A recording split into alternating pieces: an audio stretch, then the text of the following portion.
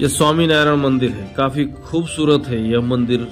इसकी झलक आप बाहर से देखिए और अंदर से भी हम स्वामीनारायण मंदिर की खूबसूरती को देखेंगे। इसकी पूरे दुनिया भर में जब भी आप स्वामीनारायण मंदिरों को देखेंगे तो उनकी खूबसूरती वाकई आपको आकर्षित करती है। काफी सुंदर है यह मंदिर। नासिक का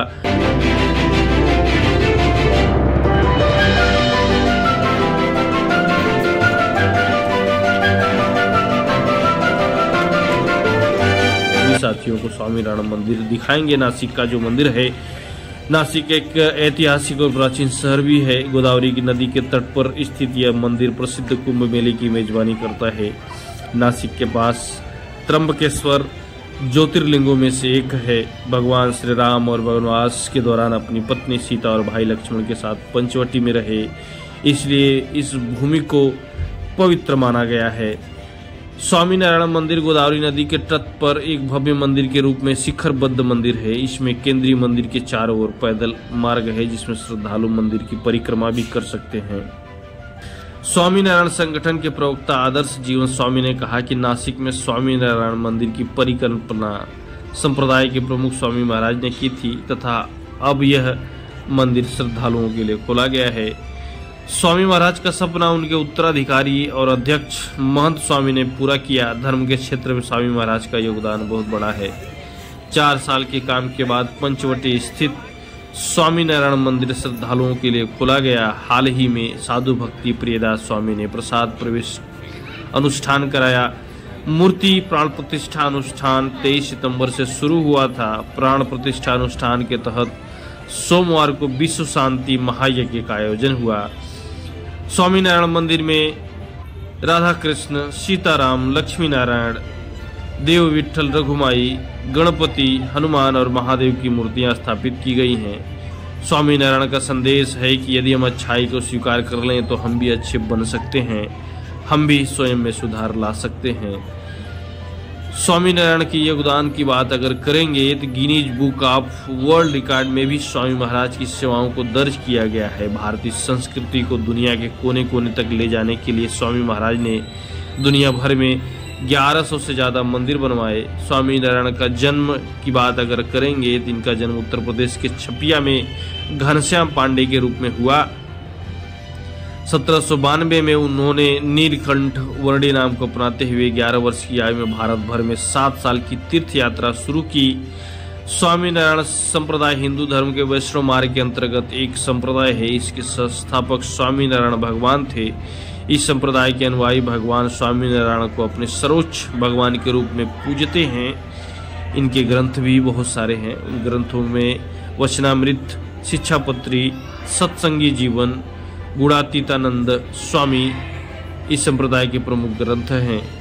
स्वामीनारायण के पश्चात संप्रदाय को अपनाने वालों की संख्या में वृद्धि हुई और 18 लाख लोग इसको अपना चुके हैं। शिक्षापत्री और वचनामृत स्वामीनारायण संप्रदाय की मूल शिखें हैं। स्वामीनारायण ने 6 मंदिर बनवाए। मृत्यु के पहले स्वामीनारायण ने स्वामीनारायण संप्रदाय के 2 विभाग बनाए, जिनमें पहला नर नारायण, दूसरा लक्ष्मी नारायण।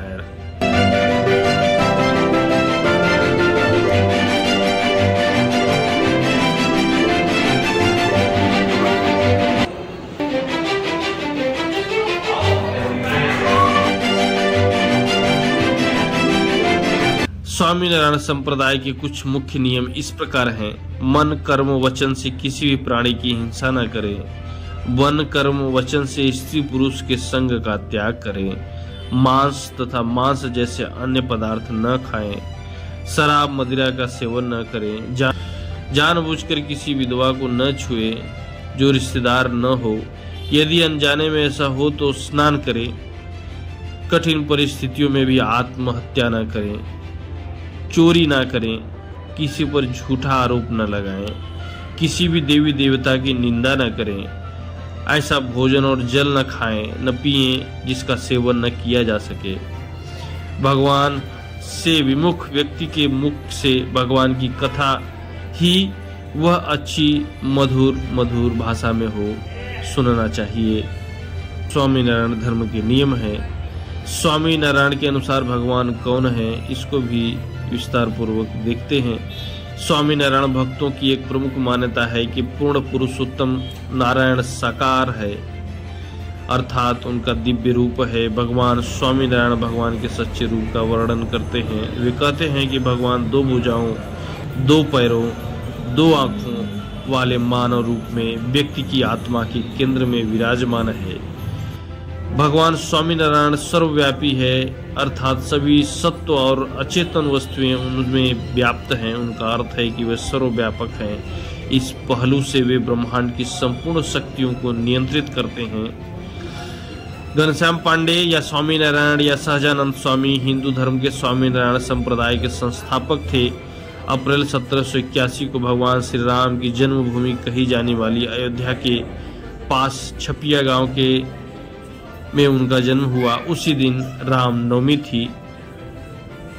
जब नाम मिला नीलकंठ वर्णी, तब उनकी अवस्था 5 वर्ष की थी और उन्होंने पढ़ना लिखना शुरू किया और 8 साल की उम्र में उनका जनेऊ संस्कार हुआ। इसके तुरंत बाद बालक ने शिक्षा में अपनी विलक्षण प्रतिभा दिखाई और अनेक शास्त्रों को पढ़ लिया। कुछ समय में वे घर छोड़कर निकले और पूरे देश की परिक्रमा कर ली। तब तक उनकी बहुत ख्याति हो चुकी थी और वे नीलकंठे वर्णी कहलाने लगे थे। देश के कई राज्यों से होते हुए गुजरात आ गए। यहाँ उन्होंने बाकायदा अपने संप्रदाय की शुरुआत की और उनके बहुत से अनुयायी बन गए। उन्होंने उस दौर की कई कुरीतियों को खत्म करने में अपना योगदान दिया। तब गुजरात समेत कई देश में कई प्राकृतिक आपदाएं आया करती थी। इस दौरान स्वामीनारायण ने अपने अनुयायियों को लोगों की मदद करने के लिए प्रेरित किया। इस सेवा भाव को देखकर लोग उन्हें भगवान की अवतारी मानने लगे। दुनिया के सबसे बड़े मंदिरों की अगर बात की जाए तो उसमें इस मंदिर को खिताब मिला हुआ है। अक्षरधाम मंदिर नारायण सरोवर से घिरा हुआ है। यह एक झील है जिसे 151 झीलों के पानी से भरा गया है। अपनी तमाम खूबियों के साथ 17 दिसंबर 2007 के दिन Guinness book of world record की ओर से इस मंदिर को दुनिया का सबसे बड़ा मंदिर घोषित किया गया, जो गुजरात में ही है। मानव जाति और धर्म के लिए सेवा भाव की प्रेरणा देते हुए साल 1830 में भगवान स्वामीनारायण का देहांत हो गया, लेकिन उनके मानने वाले आज दुनिया के कोने कोने में हैं। साथ ही मंदिरों के माध्यम से भी उनका जीवन दर्शन देखा जा सकता है।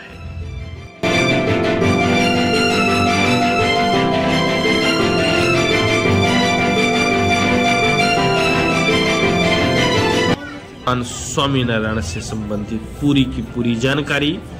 वीडियो कैसा लगा, जानकारी कैसी लगी, जरूर बताइएगा।